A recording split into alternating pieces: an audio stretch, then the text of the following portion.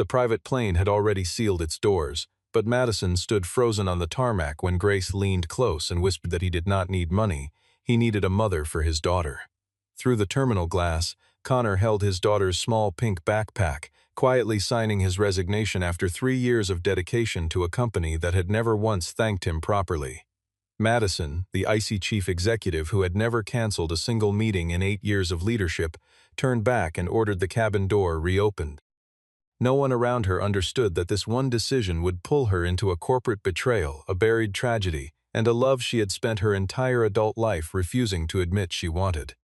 Did Madison stay out of duty, out of pity, or because Connor had quietly woken something in a heart she had spent years keeping frozen? 3 days before that canceled flight, inside the glass towers of Carter Aeronautics in Chicago, Connor Hayes was known as a brilliant engineer who had somehow lost his ambition. He left the office at exactly 5:15 every evening, turned down nearly every dinner invitation, and rarely showed his face at the networking events where careers were quietly built and broken. Colleagues whispered that he no longer had the drive for a major project, that 3 years earlier he had been the youngest project director the company had ever promoted, and that something inside him had simply given up. Only Grace, who had watched the company from her desk for more than a decade, understood the truth. Connor left precisely on time because he was the one picking up his 8-year-old daughter, Mia, from her after-school program. Madison, meanwhile, was preparing to fly to London to close a merger that would open the European market to Carter Aeronautics, but would also hand a foreign partner shared control over a new navigation platform called Horizon Shield. It was Connor who found the flaw first, a strange inconsistency buried inside the Horizon Shield control code, and he filed 3 separate warnings that the finance department quietly buried each time. When he raised it directly in an executive meeting and asked Madison to delay the signing until the system could be rechecked, Jason Cole, the company's chief financial officer, dismissed him immediately, suggesting that Connor was simply trying to draw attention to himself after years of being passed over. Madison did not defend him in front of the room. She simply told him to bring full evidence by the end of the day, and Connor glanced at the clock, knowing he had barely 20 minutes before he had to leave for his daughter. The disappointment in Madison's eyes told him everything he needed to know, that even she saw his devotion to his daughter as some kind of professional weakness, rather than the quiet discipline it actually was. He had learned over 3 long years not to explain himself to people who had never once had to structure an entire life around a single small person who depended on them for everything. Other engineers stayed late to be seen staying late, trading real productivity for visibility in front of executives who mistook exhaustion for loyalty. But Connor had stopped playing that game the day his daughter needed someone to be at the door when the bell rang. What none of them understood yet was that Connor had already uncovered enough data to prove that someone inside the company was deliberately hiding a defect that could strip hundreds of aircraft of their control systems at once. That night, long after Mia had fallen asleep, Connor stayed awake checking the files again, and he discovered that key records had been altered using the access credentials of someone at the senior executive level. The next morning, he brought the evidence directly to Jason, expecting an investigation, but instead Jason warned him that accessing data outside his assigned project could get him fired on the spot. Jason offered him a choice, a generous bonus in exchange for silence, or continued digging that would end with him unemployed and discredited. Connor refused the money without hesitation, and rather than wait to be turned into a scapegoat, he chose to submit his own resignation first, on his own terms. He had already quietly accepted an offer from a small firm in Denver, one that paid considerably less but offered him the flexibility he desperately needed to raise his daughter alone. When Grace found him clearing out his desk, he admitted that leaving Carter Aeronautics was the last thing he wanted, because Horizon Shield had been the final project his late wife, Amelia, helped design before she passed away. He simply could not keep working somewhere that treated his responsibilities as a father like evidence of a lack of professionalism. Madison saw the resignation appear in the system and almost called him back to her office, but Jason convinced her that letting him walk away quietly was the safer move before the London deal closed.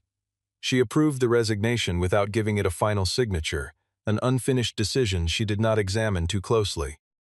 That evening, Grace told her plainly that Connor had never once asked for special treatment, never used his circumstances to excuse a failure, and never let his family responsibilities interfere with the quality of his work. Grace asked her one simple question that Madison could not answer. If Connor always finished his work before he left the building, why was leaving on time to raise his daughter treated as a lack of commitment? What Grace did not say aloud, but had already discovered, was that Jason had scheduled Connor's entire system access to be wiped the moment Madison's plane left the runway for London. The next morning, Madison arrived at the airport for her flight, still without a final signature on Connor's resignation, telling herself it was only a formality that could wait. Connor happened to be at the same airport, his flight to Denver departing from an adjacent terminal, when a relative brought Mia by so she could return the backpack she had left behind in his car. Mia asked her father, in the only scene where she appears at length, whether he would still have to work every single evening once they moved to Denver, and Connor told her the new job would finally give them more time together. Madison caught the exchange through the terminal glass without meaning to, and in that instant she understood that Connor had not walked away from his career out of a lack of drive, but because the company had forced him to choose between his profession and his daughter. At almost the same moment, Grace learned that Jason had moved up the timeline to shut down Connor's access, and she ran to the gate of Madison's plane to stop her before the doors closed. She told Madison that Connor did not need more money, he needed somewhere he was not made to feel guilty for being a good father, and then she said the words that stopped Madison cold, that he needed someone who understood family was never meant to be a burden. Madison did not board the plane. She ordered the flight canceled outright, fully aware that a deal worth billions of dollars could collapse because of it, and she went after Connor before he reached the security checkpoint. She did not offer him a raise or a new title. She asked for only 24 hours to prove the company he had given years of his life to was still worth staying for, and while nothing about the moment felt certain, Connor found himself agreeing. The instant he did, every trace of his warning data vanished from the company's servers, as if someone inside had been watching and waiting for exactly this moment. Madison drove Connor back to headquarters herself, and for the first time the two of them spoke without a conference table or a corporate title standing between them. Connor made it clear immediately that he had not come back for her sake, but because Horizon Shield could end up controlling hundreds of commercial aircraft if the flaw was never fixed. Madison accepted his coldness without argument and granted him executive-level access so he could investigate quietly, away from the rest of the company. Working through what remained on a backup server, Connor discovered the failure had never been accidental at all, that a hidden segment of code allowed someone outside the company to seize remote control of the system. Madison wanted to alert the board immediately, but Connor stopped her, warning that whoever had done this had the highest level of access in the building, and moving too soon would only make the evidence disappear. They agreed to fake the continuation of the London trip, with Madison publicly announcing she would fly out the following night while secretly remaining at headquarters with Connor. Grace built the false itinerary for them and quietly covered for the fact that Connor had never actually left the company. Working through the long hours of the night, Madison began to notice that Connor was nothing like the slow, indecisive employee Jason's reports had described.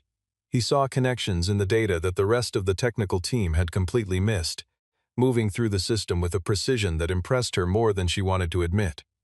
Connor, in turn, realized Madison was not the machine everyone assumed her to be. She remembered the name of every employee affected by the merger and had quietly created a protection fund for them without ever mentioning it publicly. A cautious respect began to grow between them, though Connor kept his distance, telling her plainly that one canceled flight could not erase years of a workplace culture that treated people as replaceable. Madison did not argue the point. She only told him she would not ask him to trust her until she had actually earned it, a promise that felt different from every other promise made inside that building.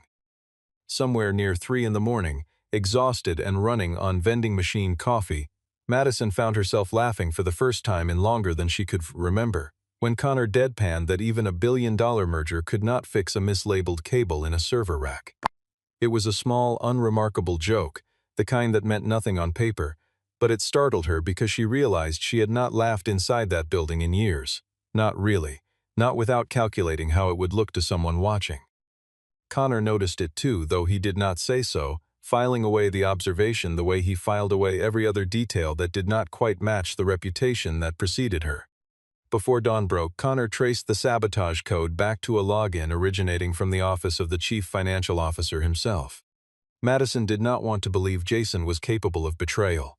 He had worked alongside her late father for years and had personally helped her hold on to the chief executive role after her father's death. Connor reminded her gently that past loyalty proved nothing about present guilt, and that trusting a person's history was not the same as trusting their intentions now. When they checked the access logs more closely, they found Jason's credentials had been used at moments when he was verifiably sitting in public meetings elsewhere, which meant either he had been framed or he had an accomplice working alongside him. Before they could dig further, Elizabeth Carter, the chairwoman of the board and Madison's own aunt, called an emergency meeting and demanded to know why Madison had canceled her flight and put the London partnership at risk. Jason played the loyal advisor in front of the board, while quietly revealing that Madison had brought Connor back despite his resignation, framing it as evidence that personal feelings were clouding her judgment. Elizabeth gave Madison 48 hours to complete the merger or face suspension from her own company, a threat that Jason had clearly hoped would push Madison away from Connor entirely. After the meeting, Connor offered to withdraw so Madison would not lose her position because of him, but she refused outright.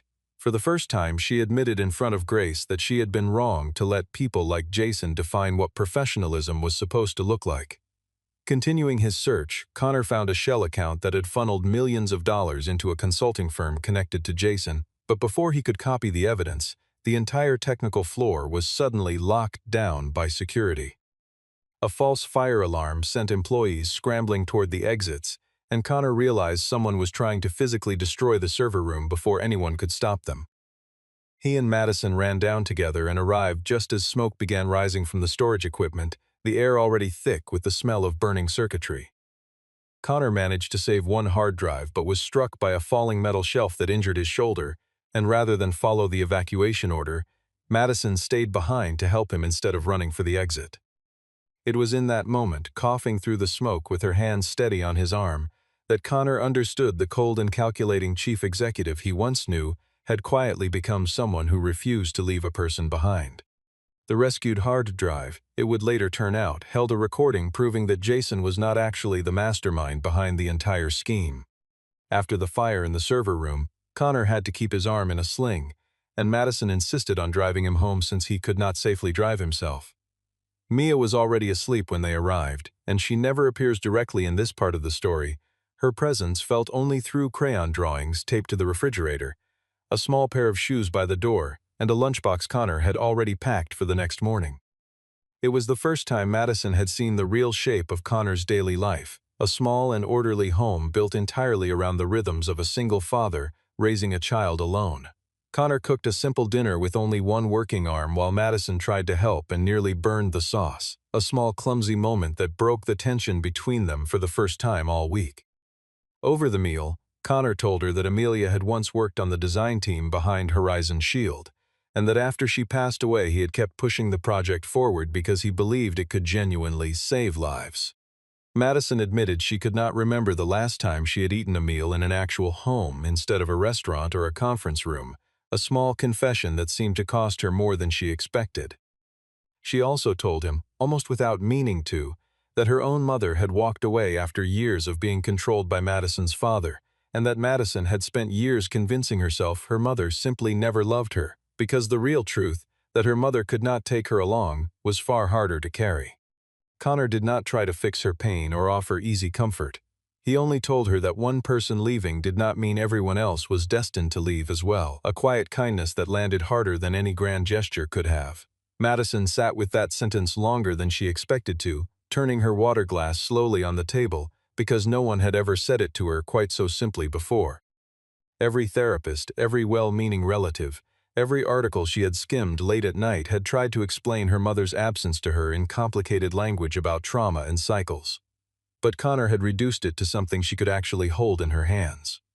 She realized, sitting in that small kitchen with the smell of scorched sauce still lingering in the air, that she had spent years surrounding herself with people who spoke to her in boardroom language, even about her own grief. As Madison prepared to leave, she noticed a drawing Mia had made of her father standing alone in the rain, with a note beneath it saying she wished he would smile more often. In that instant, Madison understood that Grace had never actually meant for her to become a mother to Mia. Grace had simply been forcing her to see a man who had quietly forgotten how to live for himself, buried under the weight of grief and responsibility he carried without complaint. Before Madison could fully process the feeling settling in her chest, Grace called with urgent news that Jason had convinced the police to arrest Connor for the theft of confidential data. Jason presented evidence claiming Connor's access badge had been used to copy the Horizon Shield source code and transmit it to a foreign partner. Connor was brought in for questioning, and although he was never formally charged, he was suspended and barred from entering the building at all. Elizabeth demanded that Madison publicly terminate her relationship with Connor to protect the company's stock price, warning that the board would remove her from her own position if she refused. Madison knew the evidence had almost certainly been staged, but she had no way to prove it yet, so she made the difficult decision to pretend to turn against Connor, letting the person behind the sabotage believe they had already won. At a press conference, she announced that Connor no longer represented Carter Aeronautics in any capacity, and because he had never been told the plan in advance, he believed she had chosen the company over him without hesitation. He walked away without giving her a chance to explain herself, the wound from her public words far deeper than anything Jason had accused him of doing. Grace confronted Madison afterward, pointing out that she had repeated the exact mistake that had driven Connor to resign in the first place, making decisions for other people and calling it protection. Madison realized her strategy might have been tactically sound, but it had failed completely as a matter of trust, because she had used Connor as a pawn in precisely the same way her own father had once used everyone around him. Meanwhile, Connor began preparing to move to Denver after all, sending his remaining notes to Grace and asking her to continue the investigation without him. Mia does not appear directly in this section. Connor simply stood outside her bedroom door one evening, quietly wondering whether leaving Chicago was truly the right choice or only another way of running from a fresh loss. Madison went to his house, but he would not open the door, so she left behind the executive access badge along with a short handwritten note. It read simply that this time she would not ask him to trust her, she would give him the truth instead and let him decide for himself. Not long after, Madison discovered that the digital signature authorizing Jason's highest level of system access actually belonged to Elizabeth. Madison confronted Elizabeth privately, and her aunt admitted to secretly negotiating with the London partner behind the scenes, though she firmly denied any involvement in sabotaging Horizon Shield itself.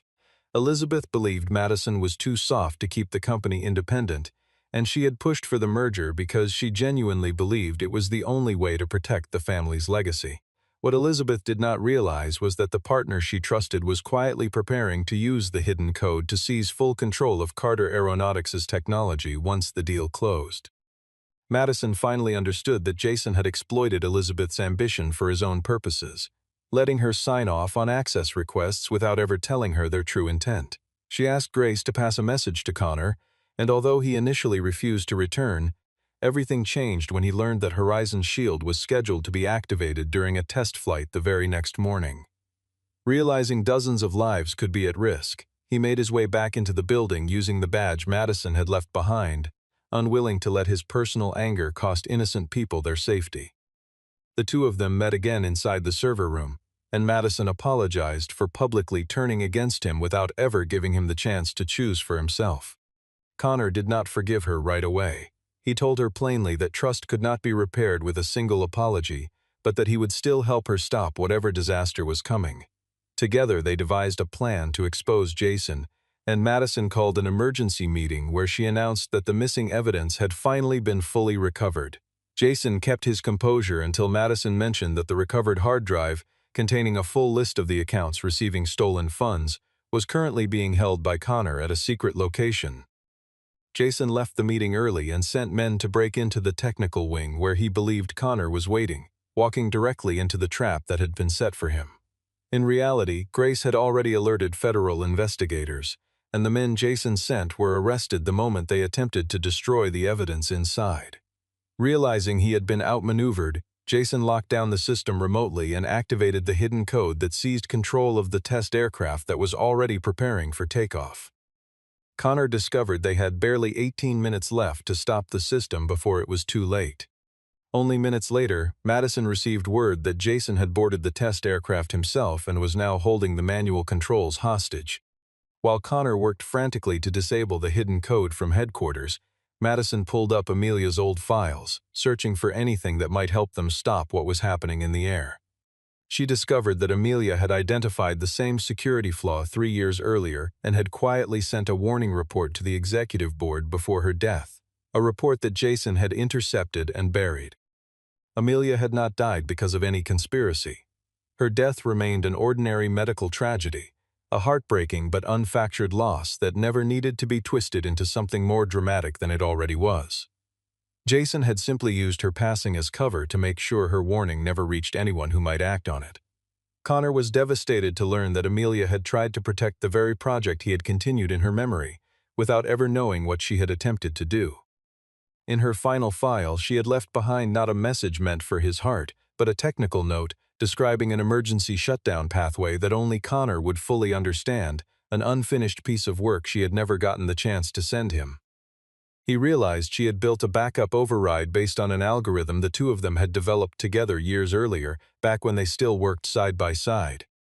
Activating it required one person stationed at the central control terminal inside headquarters, and another person physically connected to the aircraft's own system while still in flight.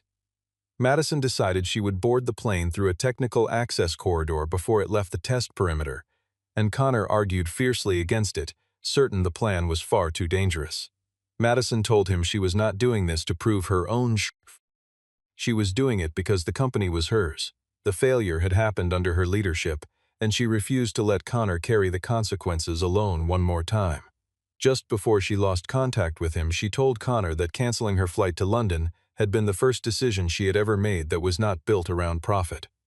Connor told her, simply, that she needed to come back so she could prove that to herself in person, not just say it into a radio.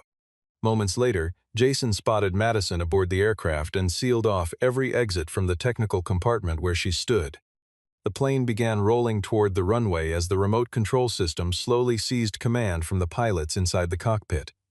Jason tried to force Madison to sign over ownership of Horizon Shield, convinced she would sacrifice the company to save the passengers on board.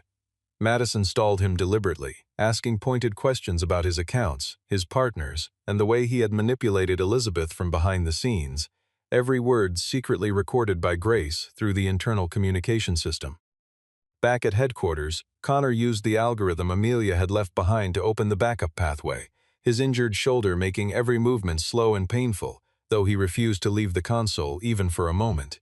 Realizing Madison was buying time, Jason triggered the automatic takeoff sequence, cutting off any remaining room to negotiate. Connor had less than a minute left to transmit the shutdown code, but the system demanded physical confirmation from somewhere inside the technical compartment itself. Madison had to reach a control panel positioned directly behind Jason, and rather than confront him by force, she triggered the fire suppression system, filling the compartment with foam and stripping away his ability to see clearly. In the confusion, she reached the confirmation switch just as Connor transmitted the final shutdown code from headquarters. For one long, suspended second, nothing happened at all, and Madison braced herself against the console, certain that she had been too slow, that the runway stretching out beyond the small window was about to become the last thing she ever saw. Then the engines throttled down before the aircraft could exceed a safe speed, and the pilots regained full manual control, bringing the plane to a stop at the far end of the runway. Somewhere behind her, through the ringing in her ears, she could hear Jason shouting at the men who had come to arrest him, still insisting that none of this had been his idea alone, though no one on the tarmac seemed particularly interested in listening. Jason was arrested along with all the data needed to convict him, and Grace's recording confirmed he had deliberately sabotaged the system, manipulated the board, and sold confidential technology to outside interests. When Madison finally stepped off the plane, Connor was waiting for her just beyond the security checkpoint, his sling still on, his face unreadable. She walked toward him without knowing exactly what to say, and he did not embrace her immediately, asking only whether she had been hurt. Madison told him she was fine, then admitted that in the moment she thought she might not make it back. The thing she regretted most was not the company at all. It was the possibility that Connor would always believe she had betrayed him. Connor answered honestly that he still did not fully trust her yet, and after a long pause he added quietly that he wanted to try again anyway. 3 months later, Jason accepted a plea deal in exchange for a reduced sentence, and Elizabeth resigned from the board after admitting she had placed the company's legacy above the safety of the people it served. Madison remained chief executive, but she rebuilt the company's entire approach to its employees, introducing flexible working hours, real family leave, and formal protections for anyone who came forward to report wrongdoing. Connor accepted a new role as Director of System Safety, agreeing to it only on the condition that the position would never again force him to sacrifice his responsibilities as a father. The relationship between Connor and Madison developed slowly and carefully, meeting outside of work without Madison rushing to insert herself into the role of a parent. Mia appears only once more in a brief closing scene when Connor brought her to the company's family day and Madison, awkward and a little unsure of herself, made no effort to try too hard to impress her. Mia asked, with the plain curiosity of an 8-year-old, why Madison had once canceled an entire flight just because her father was about to quit his job. Madison told her honestly that she canceled it because she had finally understood there were people worth changing her plans for. Mia never called Madison her mother, and Madison never expected her to. The little girl simply invited her to stay for dinner with the two of them, a small and unforced gesture that meant more to Madison than any merger she had ever closed. Later that evening, after Mia left the table to call Grace and tell her about her day, Connor told Madison that his daughter did not need anyone to replace Amelia, and never would. Madison answered that she had no interest in replacing anyone either. She only wanted the chance to be exactly who she was and to see where that honesty might eventually lead the two of them. Connor took her hand and admitted that what frightened him most was not the idea of loving someone new, but the fear that doing so might somehow betray the memory of the woman he had already loved and lost. Madison told him that a new love did not erase an old one, that it only proved the human heart was large enough to carry both at once, without either one crowding out the other. A year later, Madison was preparing for another business trip to London, and just before boarding, she received a dinner invitation from Connor and Mia asking her to come home instead. She stood at the gate for a moment, phone in hand, remembering the version of herself who once would not have even glanced at a message like that until after the deal closed. She did not cancel the flight this time. She simply changed her ticket so she could return sooner than planned, choosing once again the people waiting for her rather than the deal waiting on the other side of the ocean. On the plane, she found herself thinking not about the merger terms or the numbers in her briefing folder, but about a crayon drawing of a man standing alone in the rain, and how far that small, aching picture had carried her since the day she first saw it. The story closes with Madison finally understanding that love doesn't mean that a person abandon every plan they have ever made. Sometimes it simply gives them one more reason to find their way back home.